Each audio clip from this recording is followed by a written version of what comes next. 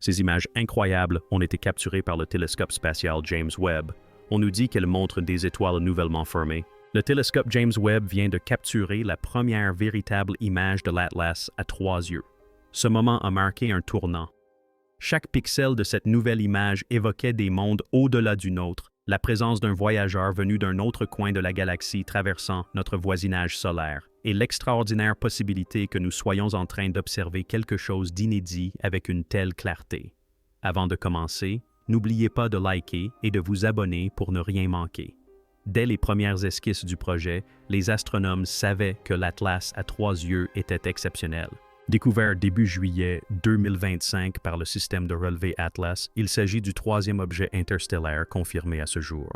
Les 2 précédents, Nin Oumuamua et I Borisov, avaient déjà enrichi notre compréhension des objets susceptibles de pénétrer dans notre système solaire, mais ils comportaient encore des incertitudes et des mystères. Une classification simple définie par Mua. Boros, bien que comète, laissait encore de nombreuses questions en suspens concernant sa composition chimique et son origine. Désormais, 3 Wabi Atlas étaient sur une trajectoire qui la rapprocherait de notre champ d'observation, et attendre de la surprendre en plein mouvement représentait un pari audacieux contre la montre et le hasard. Le télescope spatial, James Webb, a réussi à la cibler le 6 août 2025 grâce à son spectrographe proche infrarouge NARSPEC. Ce pointage précis était l'aboutissement de calculs délicats et d'une modélisation de trajectoire exacte, car, depuis cette distance immense, la comète n'est qu'une faible cible mouvante sur un fond d'étoiles changeant. L'équipe devait s'assurer que la comète se trouverait dans le champ de vision étroit de Webb, même lorsqu'elle fonçait vers le Soleil. Le succès ne se limitait pas à une simple image, mais impliquait la création d'une carte spectrale de l'enveloppe lumineuse de la comète, la coma qui entoure son noyau. Cet exploit à lui seul était comparable à l'enfilage d'une aiguille à travers des distances astronomiques. L'image obtenue était bien différente d'une simple photographie de comète. Elle révélait une coma dense, dominée par le dioxyde de carbone, rayonnant dans les longueurs d'onde infrarouges comprises entre 0,6 et 5,3 micromètres.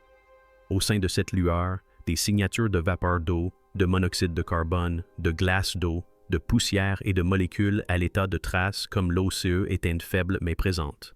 Mais la prédominance du CO2 était frappante. On y trouvait environ 8 fois plus de CO2 que de vapeur d'eau, un rapport parmi les plus élevés jamais enregistrés pour une comète. Ce seul fait a nécessité de repenser la formation et l'évolution de cet objet. Observer une comète présentant un dégazage de dioxyde de carbone aussi marqué, c'est découvrir un vestige bien différent de ceux que nous connaissons dans notre système solaire. Chez les comètes typiques, à l'approche du Soleil, la sublimation de l'eau et de la glace domine, et la poussière est projetée vers l'extérieur, créant des queues et des halos visibles. Mais dans 3I Atlas, le signal de l'eau relativement faible suggère la présence d'un élément inhibant la pénétration de la chaleur, peut-être une croûte de matériaux isolants ou une structure interne ralentissant le réchauffement. Par conséquent, les couches riches en eau pourraient rester gelées, tandis que le CO2 et le CO volatile, qui se subliment à des températures plus basses ou nécessitent moins d'énergie, seraient les principaux moteurs de l'activité.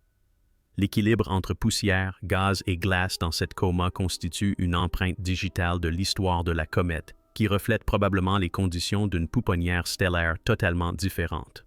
Au-delà de la chimie, la structure de la coma sur les images de Webb offre également des indices subtils.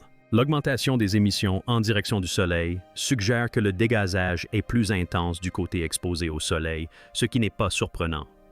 Cependant, l'intensité de cette directionnalité et la pente du gradient d'émissions gazeuses peuvent révéler des informations sur la géométrie de la surface et peut-être même sur la rotation du noyau.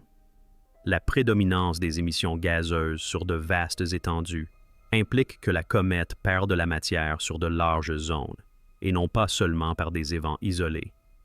À bien des égards, la forme et la luminosité de ces émissions constituent une carte silencieuse des pressions internes, des fractures et de l'isolation subie par la comète au fil des millénaires. Pourtant, l'observation de Webb est bien plus qu'un simple inventaire chimique, bien plus qu'une image d'un voyageur lointain. Elle établit un lien entre notre système solaire et les royaumes inconnus qu'elle a traversés, entre la physique de la formation et des disques protoplanétaires lointains et les processus que nous observons dans notre propre système. Si 3i Atlas s'est effectivement formé près d'une ligne de glace de CO2 dans son système parent, l'environnement autour de son étoile natale devait être radicalement différent d'une autre. Cela permet de mieux comprendre l'évolution des disques de gaz et de poussière, la solidification et la migration des composés volatiles, ainsi que la formation des noyaux planétaires sous différents régimes d'irradiation. Nous disposons désormais de données directes et non de conjectures provenant d'une comète ayant parcouru des années-lumière pour nous apporter des informations sur des systèmes stellaires lointains. Cette image redonne également tout son sens au rôle des observatoires infrarouges à haute résolution dans l'étude des objets qui pénètrent dans notre système. Les télescopes terrestres, et même Hubble, sont confrontés à des problèmes de sensibilité, aux interférences dues au bruit de fond et à l'impossibilité d'observer les grandes longueurs d'onde où se situent de nombreux signaux moléculaires. Mais Webb, installé dans l'environnement froid et obscur de l'espace et doté d'une sensibilité infrarouge inégalée, peut détecter de faibles raies spectrales, distinguer des caractéristiques moléculaires superposées et cartographier le flux à des échelles spatiales très fines. Son succès avec 3i Atlas renforce la pertinence de futures missions infrarouges dédiées aux petits corps, aux visiteurs interstellaires et aux objets du système solaire externe. Le défi que représente le pointage, le suivi et l'acquisition de cibles rapides et peu lumineuses est considérable, mais Webb a prouvé que c'était possible. L'une des implications les plus fascinantes réside peut-être dans l'étude des temps géologiques. Si l'Atlas des Trois Yeux est aussi ancien que certains modèles le suggèrent, il pourrait être antérieur à des épisodes majeurs de l'évolution des galaxies. Selon certaines estimations, son origine se situerait dans une région du disque épais de la Voie lactée, ce qui impliquerait qu'il pourrait être des milliards d'années plus vieux que notre système solaire. Au cours de sa dérive dans l'espace interstellaire, il aurait subi les rayons cosmiques, les rencontres stellaires et la lente érosion de ses couches externes. Les glaces et les structures mêmes que nous observons aujourd'hui ont résisté à une véritable épreuve cosmique. Cela signifie que lorsque nous scrutons sa coma, nous observons des substances restées relativement inchangées pendant des éons, conservant la mémoire chimique d'un environnement primordial.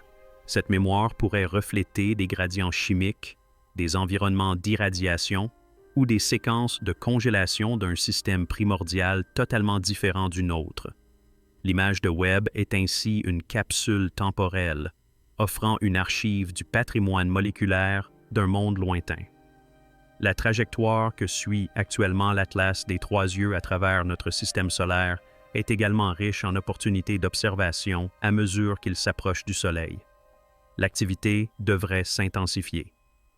Les images prises par le Webb l'ont capturé à environ 3,32 unités astronomiques du Soleil, soit approximativement 3 fois la distance Terre-Soleil. À mesure qu'elle se rapproche, le réchauffement solaire s'intensifie, de nouveaux composés volatiles peuvent atteindre le seuil de sublimation et le rapport poussière-gaz peut évoluer. Bien que la fenêtre d'observation actuelle du Webb soit limitée, la combinaison de ces mesures avec celle de Hubble, Spherex et des télescopes terrestres permettra de suivre l'évolution de la comète. Nous pourrions observer l'émergence de nouvelles espèces moléculaires ou une modification de l'équilibre entre les gaz moteurs. Dans cette évolution dynamique, des détails infimes, comme la vitesse d'augmentation de la luminosité de la coma, l'évolution des flux lumineux et le développement des queues, peuvent être analysés pour déduire la conductivité thermique, la stratification du sous-sol et le comportement de fragmentation. Grâce à l'image de référence du Webb, nous disposons désormais d'un point de repère pour mesurer toutes les évolutions futures. Bien entendu, la première image réelle apporte des informations plus précises.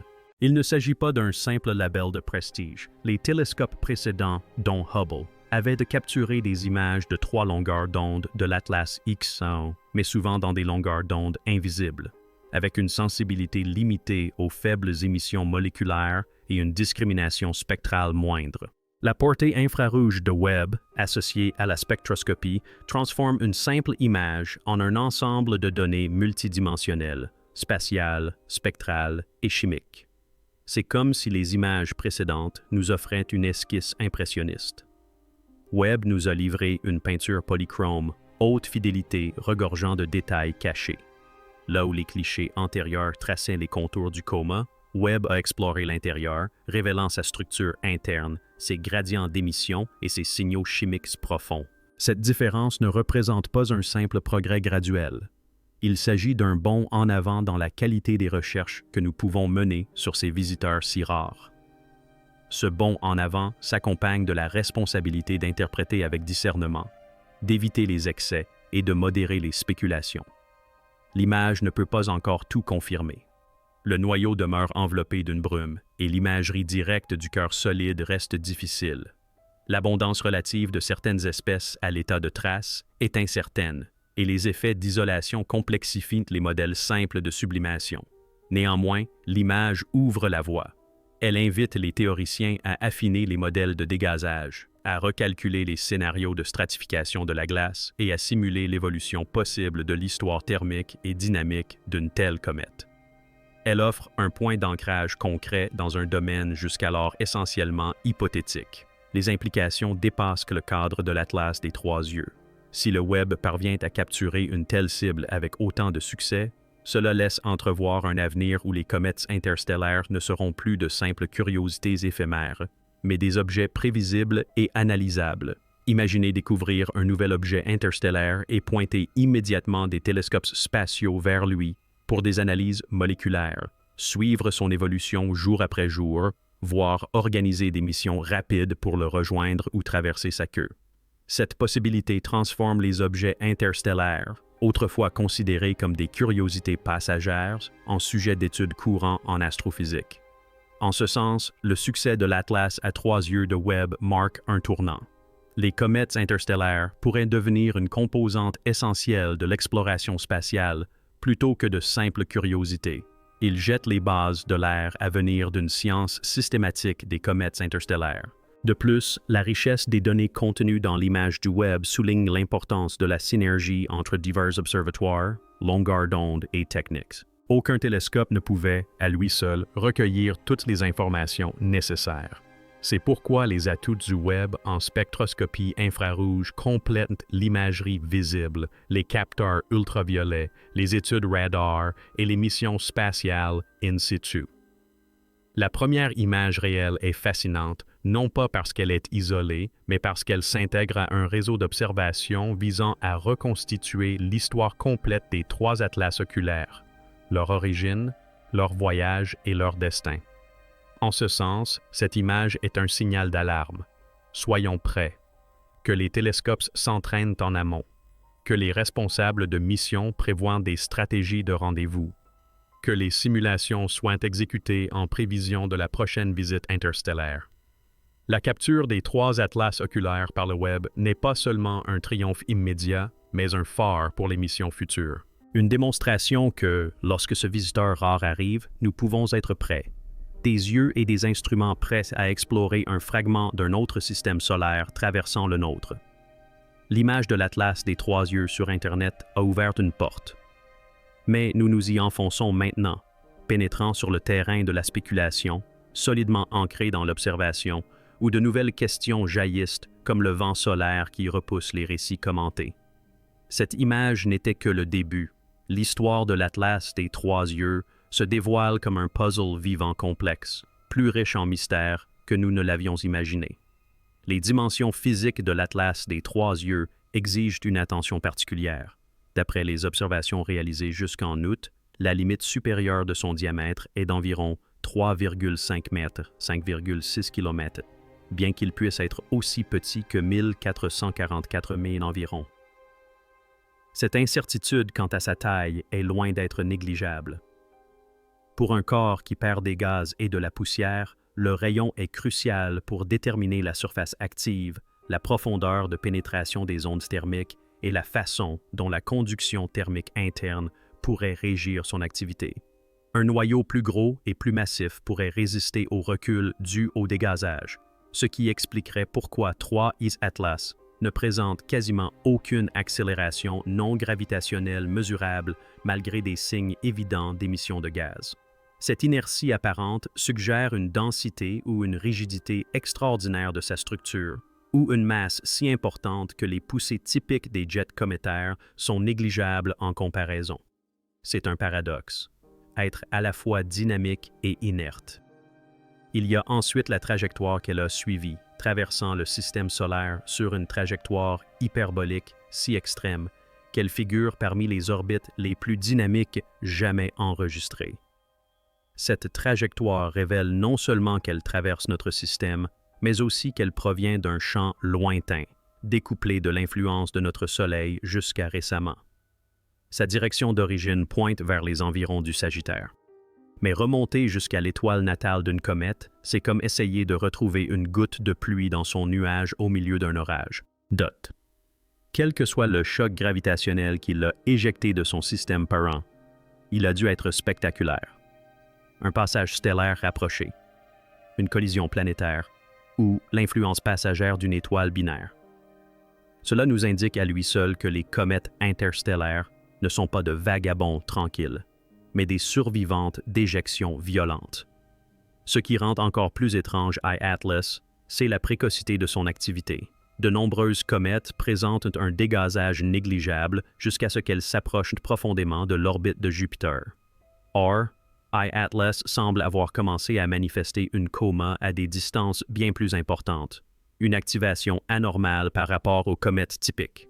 Cette activité précoce suggère que des glaces volatiles à faible seuil de sublimation, comme le monoxyde de carbone, le dioxyde de carbone, peut-être l'azote, ou d'autres glaces exotiques, ont commencé à se sublimer même dans des régions où la lumière solaire est faible. À cet égard, 3I Atlas se comporte comme un cristal fragile réagissant à une faible impulsion thermique. Cependant, le maintien de cette activité sur de longues périodes sans épuisement apparent exige soit des réserves internes importantes, soit un mécanisme de réapprovisionnement des couches volatiles exposées, peut-être des fractures, des évents cryovolcaniques ou des dépôts de surface en mouvement. Son profil chimique, révélé par Internet et confirmé par d'autres observatoires, est extrême. Le rapport CO2-eau mesuré dans la coma est d'environ 8,1, parmi les plus élevés observés pour une comète.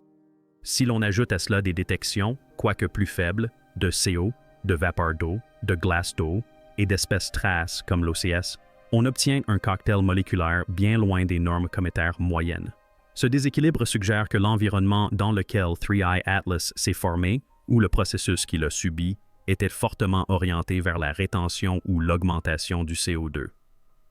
Peut-être que son disque protoplanétaire parent présentait une pression partielle de CO2 plus élevée, ou que le profil de température locale a permis au CO2 de se solidifier plus abondamment. Alternativement, l'irradiation ou le traitement par les rayons cosmiques sur des éons pourrait avoir éliminé l'eau ou l'avoir convertie en d'autres formes, laissant derrière elle un résidu plus riche en CO2. Cette chimie particulière pourrait porter la signature de la région de formation de son système d'origine.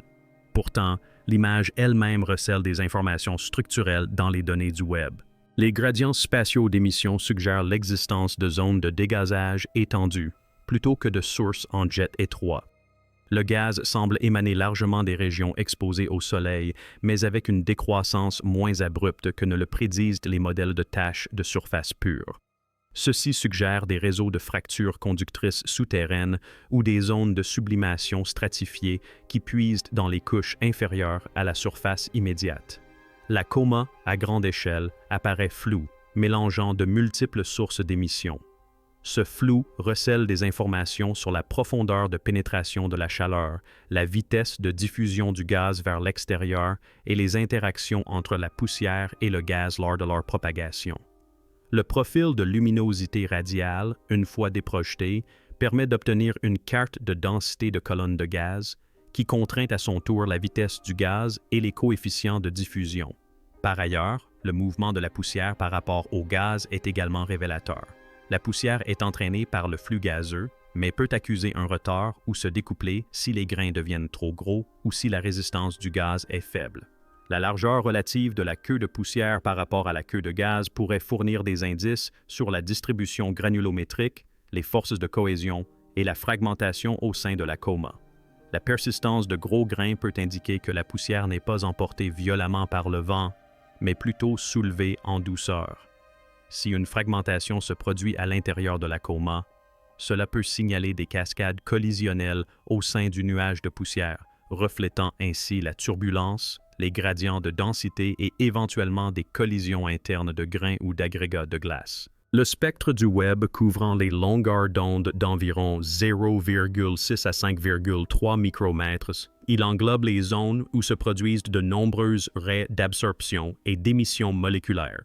Par exemple, le CO2 présente des raies importantes autour de 4,2 UM, l'eau autour de 2,7 UM, le Colorado près de 4,7 UM, l'OCS près de 4,8 UM et diverses raies candidates pour la formation de composés organiques plus profondément dans l'infrarouge. Les intensités relatives, les largeurs de raies et les formes du continuum permettent d'estimer les densités de colonnes, les températures d'excitation et peut-être la distribution vibrationnelle rotationnelle des molécules.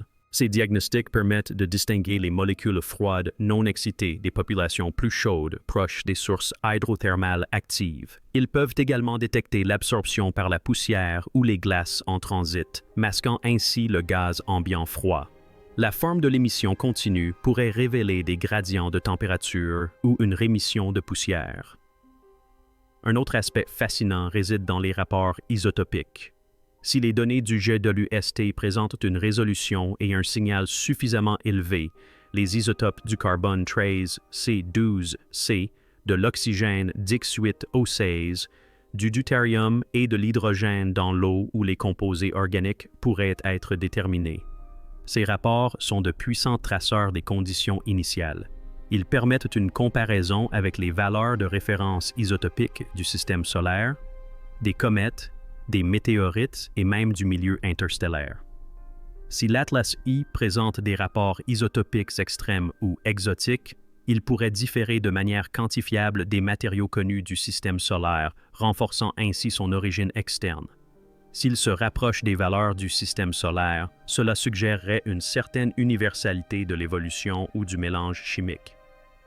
Les observations des autres instruments du réseau confirment et complètent les résultats de Webb. Le télescope Hubble, par exemple, a capturé des images le 21 juillet 2025, alors que la comète Thras, Bassi et Atlas se trouvaient à environ 446 millions de kilomètres de la Terre. Ces images ont révélé la forme en larmes du cocon de poussière entourant le noyau, permettant ainsi de mieux comprendre l'anisotropie de la poussière, la perte de masse et la géométrie de la queue. Les télescopes terrestres comme Gemini Sud et Nord ont suivi l'évolution de la structure et de la croissance de la queue à mesure que la comète s'approche du Soleil. Des observations complémentaires issues de tests en mode prédécouverte ont révélé que la comète existait probablement dans des images faibles bien avant sa découverte officielle, permettant ainsi de dater rétroactivement son seuil d'activation. La campagne coordonnée multilongueur d'onde contribue à dresser un tableau d'ensemble. À l'approche du périhélie de la comète 3I Atlas, l'incertitude s'accroît. Vue de la Terre, la comète passe derrière le Soleil, ce qui signifie que les observatoires terrestres et géocroiseurs perdent leur visibilité pendant la phase de réchauffement la plus critique. Cette période pourrait être marquée par des poussées d'activité soudaines, une fragmentation ou un dégazage de nouvelles couches volatiles. Sans observation directe depuis la Terre, nous devons nous fier à la surveillance à distance ou indirecte, aux sondes spatiales, aux observatoires solaires ou à des alignements opportunistes. C'est un peu comme voir un acteur disparaître derrière un rideau au moment crucial d'une pièce de théâtre, ce qui rend l'image précédente de Webb d'autant plus précieuse. Elle sert de référence pour toute observation post-périhélie.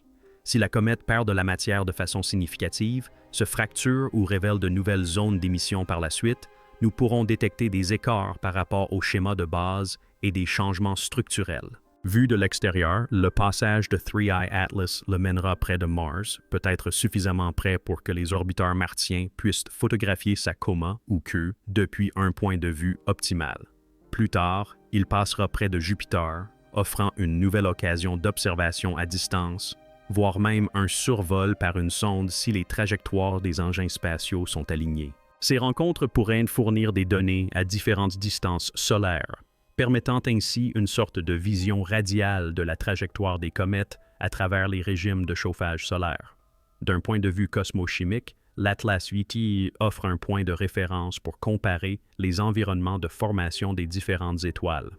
On pense que les comètes de notre système solaire se sont formées au-delà des zones de la ligne de glace, où les composés volatiles comme l'eau, le CO2 et le CO2 gèlent et peuvent s'agglomérer en planétésimaux.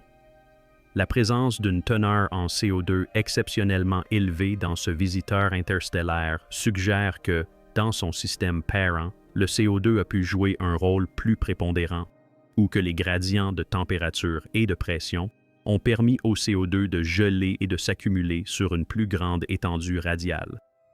Ceci laisse entrevoir des disques interstellaires autour d'autres étoiles présentant des distributions de composés volatiles différentes, influencées par la luminosité stellaire, la chimie du disque, l'opacité de la poussière, l'irradiation et le mélange radial. Les données de l'Atlas 3i deviennent ainsi une référence pour la planétologie comparée à travers les systèmes stellaires. Elles soulèvent également des questions sur la survie dans l'espace interstellaire.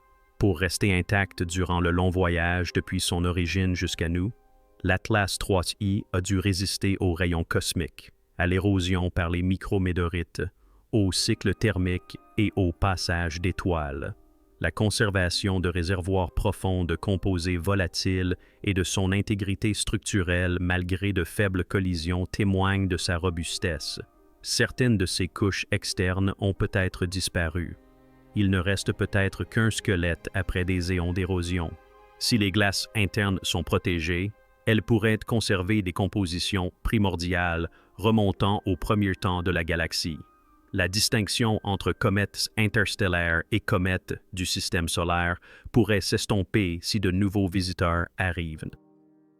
Le succès de l'étude en ligne suggère qu'avec une surveillance et un pointage précis, nous pourrions observer régulièrement de tels objets avec une précision moléculaire. À terme, nous pourrions constituer une bibliothèque de spectres et de structures de comètes interstellaires, un catalogue croisé des systèmes au-delà du nôtre. Dans ce futur, chaque nouvel objet agit comme une lettre semée dans l'immensité, et des techniques d'imagerie spectroscopique, telles des réseaux de neurones, liront méthodiquement chaque lettre. De plus, l'Atlas à 3 yeux souligne l'importance de la flexibilité dans la planification des observations. L'objet a d'abord été détecté par Atlas, puis son origine a été retracée jusqu'aux images de tests archivées avant d'être ciblé par le réseau sur une fenêtre temporelle restreinte. Cette séquence illustre la convergence nécessaire entre sérendipité, exploration des archives et planification réactive. Les futurs systèmes d'observation, tels que le télescope spatial LSST de l'Observatoire Rubin et les futurs observateurs infrarouges du ciel, devraient être conçus avec un système d'alerte rapide pour permettre un suivi adéquat. L'image diffusée sur Internet démontre concrètement l'importance d'intégrer une réaction rapide dès la conception des nouvelles missions. En astrophysique théorique, la modélisation cinématique et dynamique de l'éjection d'objets interstellaires bénéficie de nouvelles contraintes. Les modèles qui supposent des vitesses d'éjection, une rétention de poussière et de glace ainsi que des taux de survie typiques doivent désormais tenir compte de cette donnée. Une comète relativement grande, toujours active, traversant l'espace interstellaire intact. Les simulations de formation planétaire, de dispersion et d'éjection de débris doivent désormais prendre en compte la possibilité qu'un objet comme 3 Atlas puisse émerger, se déplacer et rester actif. Cela pourrait modifier les estimations du nombre de tels corps et de ceux que nous pourrions détecter par décennie. Dans un contexte cosmologique, chaque objet interstellaire est un messager d'événements passés. L'Atlas 3i pourrait porter des traces chimiques inscrites dans un disque il y a peut-être des milliards d'années. En ce sens, il s'agit d'un fragment de la mémoire galactique. L'image disponible sur Internet nous offre la possibilité de déchiffrer un fragment de cette mémoire. Ce qu'il contient, point chaud de CO2, mélange de poussière et de glace, stratification des composés volatiles, nous aidera à calibrer nos modèles de chimie du disque, de séquences de congélation, de transport radial et de rétention des composés volatiles au fil du temps. En lisant cette mémoire, nous obtenons non seulement l'histoire d'une comète, mais aussi une donnée précieuse dans les archives de la galaxie. Il faut également envisager la possibilité que tous les visiteurs interstellaires ne soient pas des comètes. Certains pourraient être des fragments, des astéroïdes dormants ou des restes différenciés dotés d'une croûte et d'un noyau métallique. La technique de Webb montre que même une émission relativement faible peut être détectée dans l'infrarouge.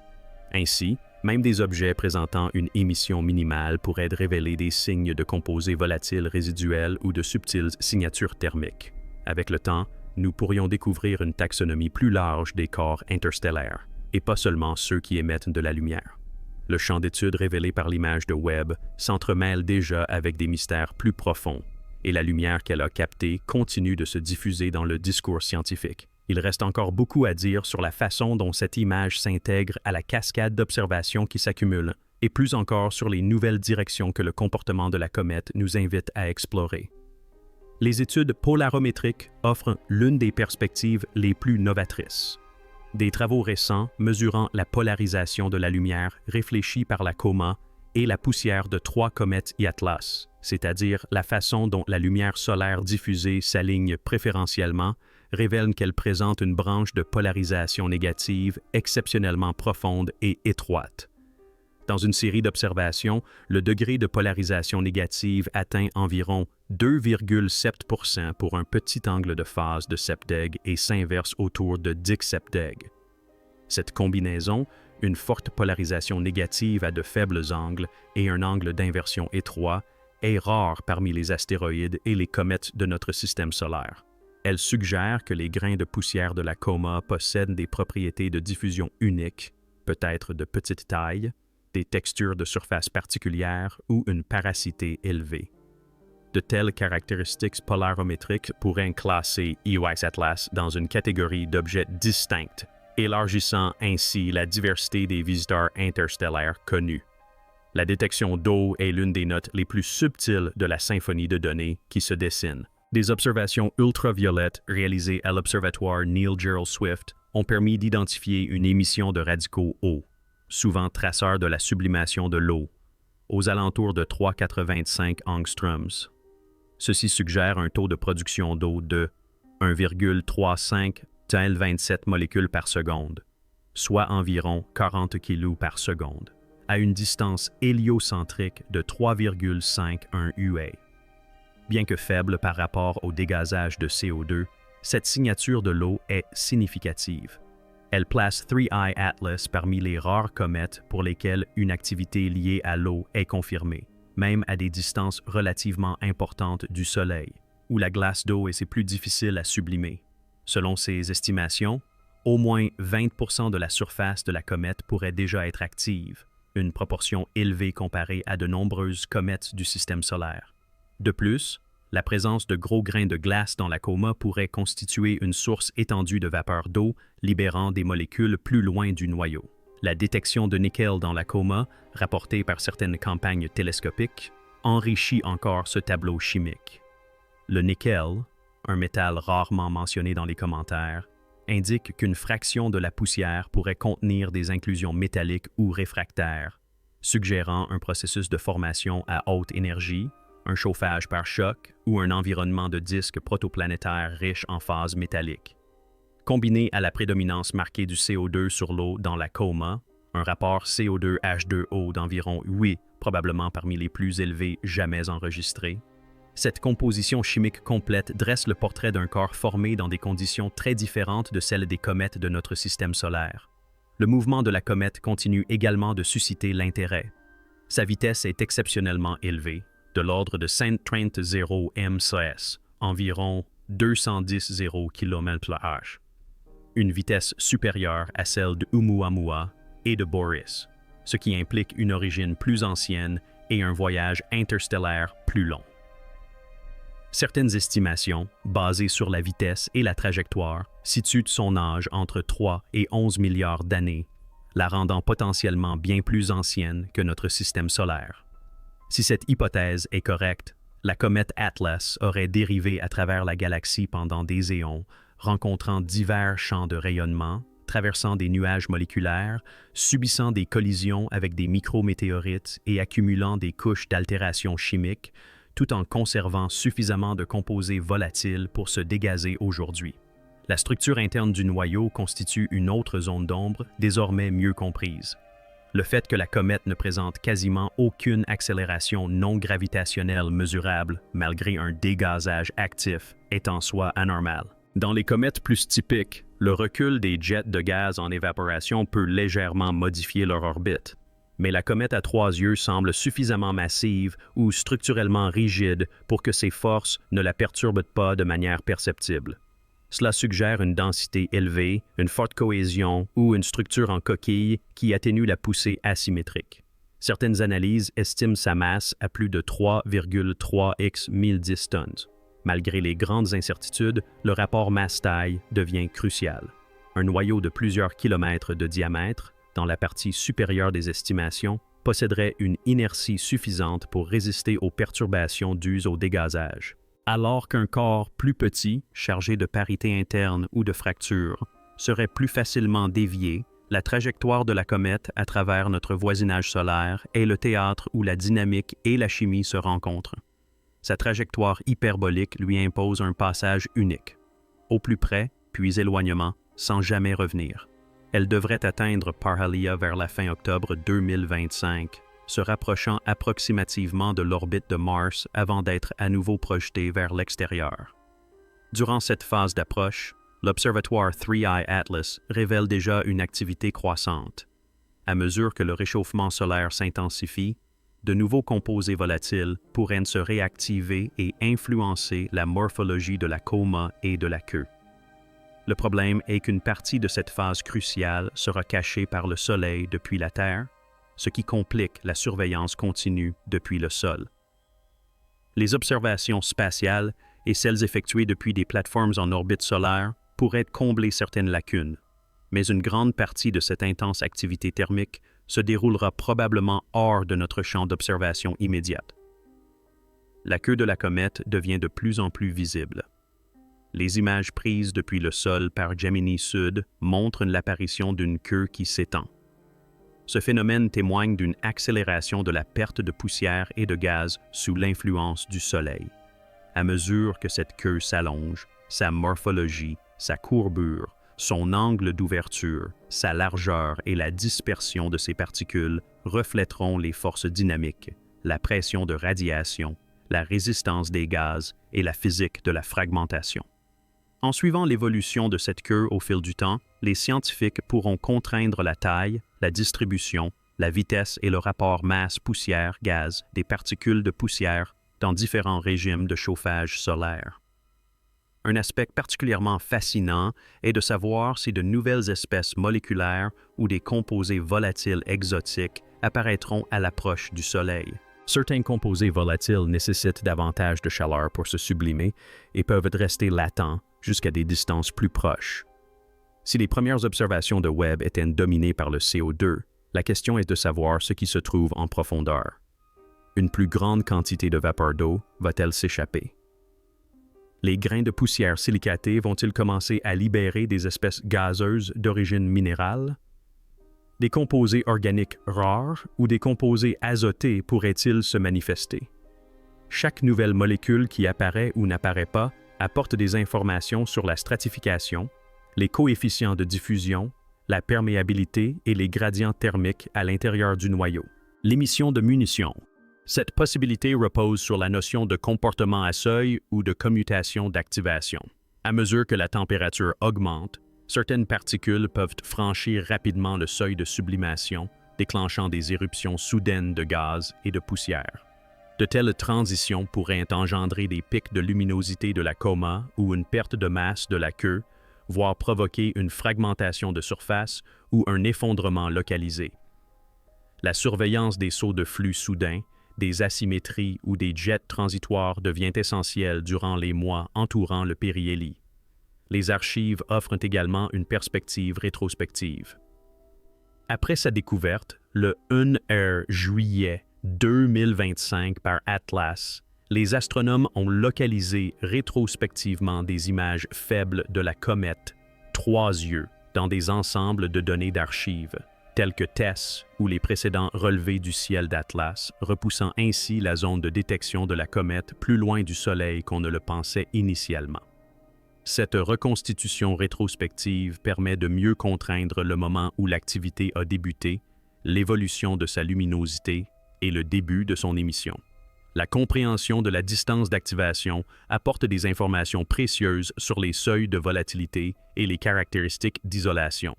Si cette vidéo vous a plu, n'hésitez pas à la liker et à vous abonner à notre chaîne. Laissez également un commentaire ci-dessous pour nous dire ce que vous pensez de l'image de James Webb représentant l'Atlas à 3 yeux. Découverte ou mystère à venir? Nous sommes impatients de connaître votre avis. Merci d'avoir regardé et à bientôt.